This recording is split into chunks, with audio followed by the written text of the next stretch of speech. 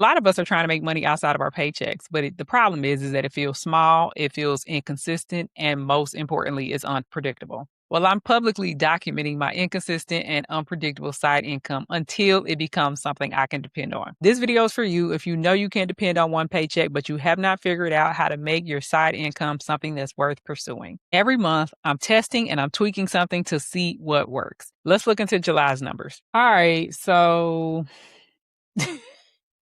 the good news is that I made more month in July than I did in June, but there are some things that were not so good as well. So YouTube did much better. I did 515 from YouTube, and then I still did my 1265 for memberships. Everything else is a dub. So the total for the month was 528.11, which is what is that? 100, what is that? 100 and something dollars. So the total was 528.11, which is more than I did in June as a whole. And of course, what we're doing with all this money is that we are allocating it. I am not spending it. I'm not making the same mistakes that I did with previous sources of income that I started. So 250 went to my business for my admin, so the business can pay for itself this month again, which is great. And I put 278 into investing. And so what I do is I make deposits into an E-Trade account, and you can set up automatic investings, and it'll even buy you fractional shares. And so right now my automatic investing is going into VOO. So that is what I'm doing with the money that came in. The thing that caught my attention the most is that I didn't sell any digital products that month, because at a minimum, you want to maintain the status quo. It's okay if we're not, moving forward and making more month over month, but you at least want to start seeing some sort of patterns. Well, I didn't see the pattern that I was expecting, the pattern that I wanted to see, but there's always a pattern. So when I looked at my data inside of Stan Store, which is where all of my products are stored, I saw something very interesting, and I'm not going to bore you by pulling that up. So I was trying to figure out what was the difference between June and July. Well, something stuck out, and that was between June and July, my store traffic fell by 43%. And my leads fell by 73%. So in June, my visitor to lead conversion was 6%. And in July, it fell to 3%. So I had less store traffic, and I was explaining in June's report that one of the things I was trying to do was to increase the store traffic, because if people don't get to the store, they can't make a purchase. You can't make any sales. So the exact opposite happened this month. My store traffic fell, and then so that meant I needed to look in to see why, because all of these items are on the store pretty much. That's how you access them. So if they don't get to the store, I guess it's not shocking that there were no sales there. And then I have to take a step back, and I'm like, well, what drives people to the store? Well, ding, ding, ding, ding, YouTube. So then I go to my YouTube analytics, and I'm not really shocked, because I had been feeling it all month. My YouTube traffic was also down significantly. And so although it looks like I had a great month for YouTube, well, this check that came in July, it was actually for June's performance. So June did really well in views, which also drove people to the store. That's why June's store activity was so much better. It was in direct correlation with what happened with YouTube. And so this 515 is great. That's a reflection of June. But the digital product sales, the store visits, everything else, this is a reflection of what actually happened in July. And that tracks completely with the views being down in July. And so of course, all month long in July, I'm like, what's going on with the views? What's going on with the views? Well, I finally figured it out. The content I published in June was much more broadly accepted content. It were topics that a lot of people wanted to hear about. And where I went wrong is that people started asking me a ton of very specific real estate questions. And I, in turn, started answering those very specific real estate questions, not realizing that when you get specific and you niche down, there's only a certain amount of people who even are interested in that, who even have that question, who even want the answer to what you're talking about. So clearly views are down. And it's not because the content is bad. It's not because you changed anything. It's because you're just speaking to a smaller subset of people. So that was eye-opening and good to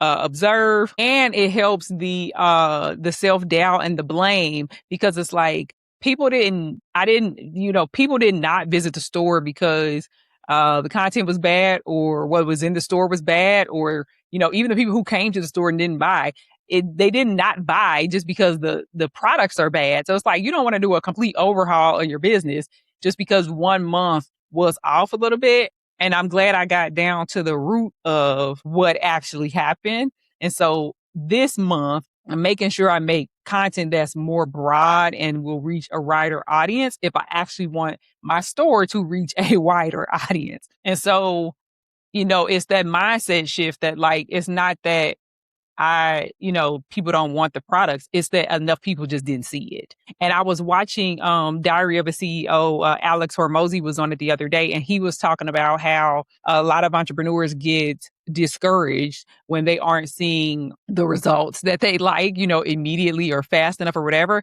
And he was coaching someone, and he asked them, well, how much content are you putting out? And I think they said, oh, I'm posting 2 or 3 times a week. And he's like, I post 450 times a week. And I think he's edited that. He's now up to 1,000 pieces of content a week. And so it's like, when you look at big creators and you look at people who are full-time entrepreneurs and who are making consistent revenue and side income, it's like, you have to compare apples to apples. They have so much traffic coming to their store. Of course, they're making sales. Of course, they made $10,000 this month. And so it's like, instead of making yourself feel bad about not making the sales, you really have to work on driving the traffic. Like, that's the real story. It's like, how can I get more people to the store? You don't even know if the product is good or bad if enough people didn't see it. And while I'm by no means about to try to do 1,000 pieces of content or even 450 pieces of content, because that's not my strategy. I need to make the pieces that I do put out, I need to make sure they do more. And that's what I meant by making sure it's not such a niche topic that only a handful, I don't want to say, but only a couple hundred people actually want to know about that. Because what YouTube does is that it takes those early signals from your subscribers. So if you built an audience of people who are interested in one topic, and then you go down very niche and say only a couple hundred people are interested, well, YouTube thinks that nobody's interested in this topic. When that's not probably the case, but it's not willing to take the risk to push your content any further because they don't think that many people want to see it. And I think what's interesting about July is that it just shows the inconsistency. It shows that, like, 1 month YouTube may double, another month a digital product may do nothing. Like, it just shows how inconsistent it is, and it shows how much you actually need to make across the portfolio to make it make sense. And I kind of have that example for my real estate too. I was sharing with people how it's not that I'm not making any money, but I may have one property that's in the negative 1 month. And then I have other properties that are in the positive. And so they end up paying for the negative building so that I don't have to come out of pocket for whatever reason. And so it's another example of, like, this spread. Like, you have to have this spread of income so that everything kind of balances out. And so although I made more this month, I definitely have some things to work on. And so every month I promise not to just give you the numbers, but to give you some lessons to walk away with. So lesson number 1, you need more traffic. You always got to be focused on getting traffic. And I think where most solopreneurs or side hustlers or people in corporate trying to make side income, where they kind of get it twisted, is they feel like, why do I have to show up? Why do I have to do marketing? Why do I have to keep making sure my stuff is getting in front of people? But Alex Hormozy has millions of dollars, and he's still making sure he's in front of people. That is a top priority of his. It's like, I got to get in front of people. I was thinking about the other day, I was like, Oprah is still in the media. Oprah still has a podcast. Oprah has a magazine. Why is she doing these things if she doesn't need to get in front of people? I mean, it's just like, get over yourself. Get over yourself and put yourself out there. And actually, one of my favorite people, Miley Teal, said a decade ago that it takes 3 years to get something good, to get something going, I should say. The first year, you're fumbling. You don't know what the heck you're doing. You're just trying to look for clues. That's what I'm doing now. I'm looking for clues. I'm trying to piece stuff together, but I still don't really know what I'm doing. The second year, you actually start to get good. So the second year, I would expect to start seeing some evening out of the sources of revenue and the amounts of revenue. And then the third year, you're actually good. And now you're ready to like, am I doubling down here? How can I 10x this? Now this is starting to look more like a true dependable source of income. And I think most people just quit too soon. So I've been sitting with this idea because I've quit everything as well. I've been sitting with the idea of, am I committing to a 3-year YouTube journey? Because that's what it's going to take. If I really want this with YouTube as the source and the driver of a lot of downstream things and downstream revenue, as you can see, am I really ready to commit to 3 years? And I think the answer is yes. I think I have to. Just for myself, because I started a coaching business. I did that about 18 months. I started a fashion blog and I was sewing and doing styling. And I probably did that maybe 2 years. And that was before social media. So it was hard as dirt. And what else have I done? And I've been investing in real estate for 9 years now, but that's a totally different animal. But outside of that, in terms of my personal brand and trying to see what visibility can actually lead to, I have not committed to anything for 3 years. And so I think I'm up for the challenge now. And I'm excited for the journey because I got something cooking up every single month. This month's experiment, y'all, I'm super excited about it. I'm coming up with another way to drive. It's going to be another category here, another category to drive income and revenue that I can do outside of my job, outside of real estate, just for being me. So I'm excited about that. Of course, I'll be making a video about that experiment. I can't wait to release that and share that with you guys because it's going to be a true moneymaker. But I don't want to skip over this first year where it's inconsistent and it doesn't seem like it's that much money. What it does is it provides proof of concept. And that's something I talk about in the Work by Choice journey is that you need proof. You need proof that you can do it before you can expand it, before you can 10x it. You got to know if it works. So the lessons from July that we can all take away and learn from is that a bigger paycheck can hide a weaker month. I made more YouTube revenue, but it was actually a weaker month overall.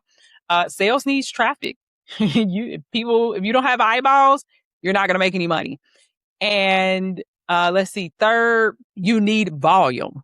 You need volume, which kind of goes with the eyeballs, but you need volume to make the math work. Low volume, you can get low sales, you can make some money, but if you want money that you can depend on, then you got to get the volume up. And then finally, what I just covered is that small income is still proof and it is still income. So don't discount it. Don't not do it. Don't sit on the sidelines because you're like, what am I going to do with $500 a month? $500 a month is how much I started making in real estate.